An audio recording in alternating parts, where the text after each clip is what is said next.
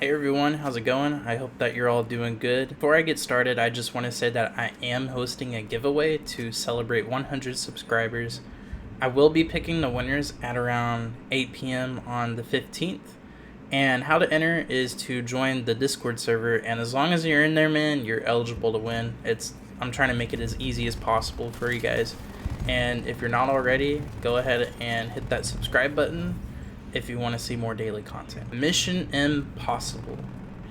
I love Mission Impossible, man. I've been watching it ever since I was little, and I believe it's one of those series that just gets better with every film, and I think that this movie is no exception to that. And before I dive deeper into the movie, should you go ahead and sleep on this one? Well, if you like Tom Cruise and Mission Impossible, I don't think you should.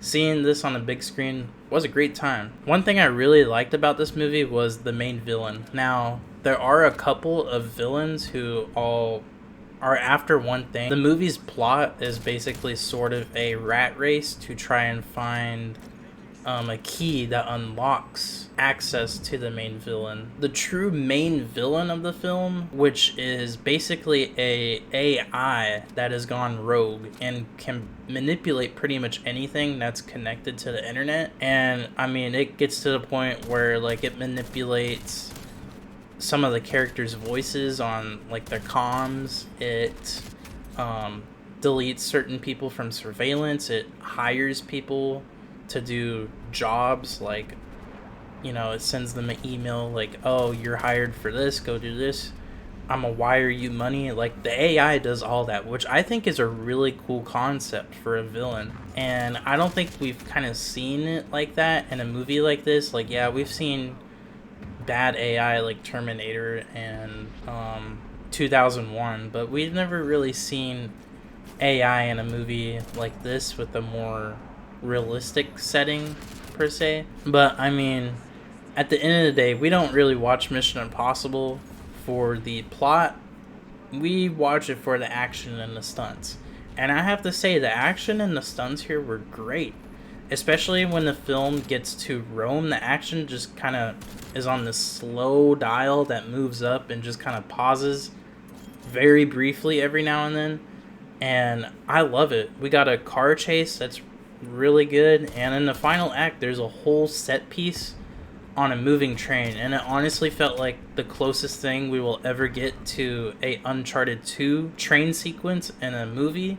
I was sitting there eating my popcorn thinking, yeah, this is Uncharted 2 vibes for sure. Like, whoever made this movie and came up with this idea, they played Uncharted 2.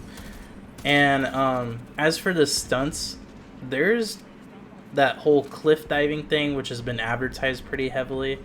And, you know, that was pretty cool. You know, knowing he actually did it before seeing it added a good amount of suspense there. So, now in terms of acting, I mean, Tom Cruise is Tom Cruise, Simon Pegg is Simon Pegg, but everyone was solid once again. Some of the characters could have been written a little bit better, especially Grace. She just seemed to kind of create more problems than necessary in the movie, and I think they were trying to make it as if, oh, well, she doesn't trust anyone. Which, I mean, I get that, but I think it could have been conveyed a little bit better. Speaking of Grace, like, for half of the movie, I was sitting there, and I was like, she looks super familiar. Who is she? I've seen her before. I can't put my name on it. And then there was one part in the movie where it just hit me, like there was like a good shot of her. I'm like, oh shit, that's Peggy from Captain America. And, you know, I always like seeing MCU actors branch out more because I feel like they always tend to do better outside of the MCU. And yeah, she did great here other than some of the writing, but I don't blame it on her. But yeah, man, on the sleep scale, I'd say be awake for this if you enjoy any of the previous movies. But if you don't, then, you know, it's alright. Go ahead and sleep on it because, you know, if you watch movies more for the plot, there are some plot points in it that don't really make much sense.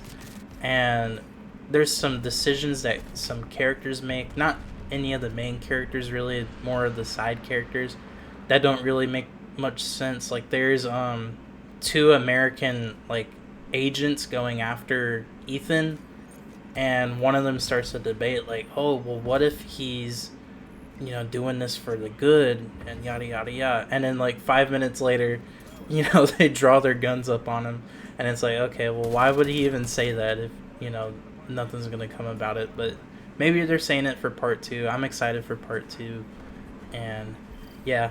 And by the way, I know going to the movies right now isn't the most convenient thing in the world. I think that's why box office numbers are so low this year. Like, you know, when me and my girlfriend go, tickets are like $33 if you buy them online. And then once you get there, you gotta pay for, you know, the popcorn. The popcorn for a small, by the way, is like $6. And then a medium fountain drink is almost $8. Like, come on, man. But I think that's the real reason why people aren't going to the movies. I don't think it's, you know, oh, people just want to watch them at home. Like, I feel like people do want to go to the movies, but you're making it super expensive and inconvenient, which I just don't like. And the fact that with the recliners, you kind of have to plan ahead. You can't be spontaneous like it was before. Like, I remember 10 years ago, I was 13 years old. You know, if I wanted to go out on a date with someone, I'd look up the movie times, be like, oh, there's a movie at 8 p.m. tonight, let's just go. Now you gotta like reserve your seats a few days in advance, and then there's the online ticket fees. And not to mention my biggest pet peeve of the movies, by the way. So our movie last night started at 8:45, right?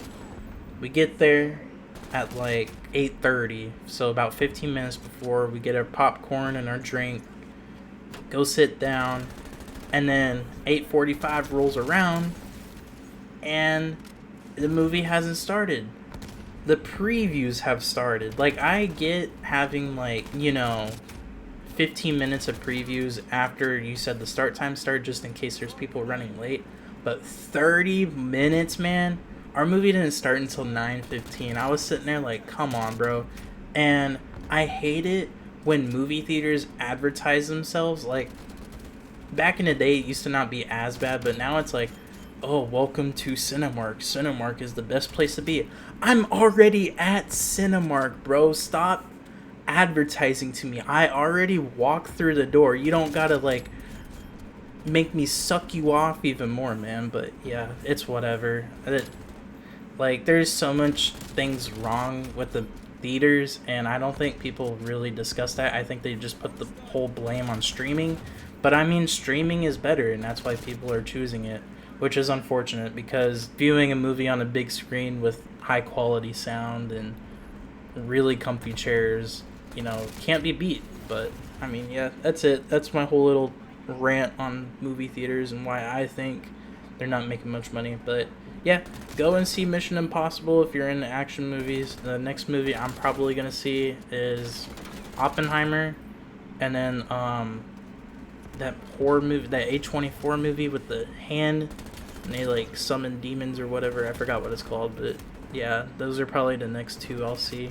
And yeah, with that, if you enjoyed this, go ahead and give it a thumbs up. If you've seen the movie already, comment what you think down below about it. Do you like Mission Impossible? And if you didn't see yesterday's video, I don't know why yesterday's video isn't getting much traction, because my Pokemon video did really well. But if you haven't seen it, I think Amaranth lied to us. And yeah, if you want to see why I think that, go ahead and check that out. But yeah, I will see y'all tomorrow. Have a good one. Peace.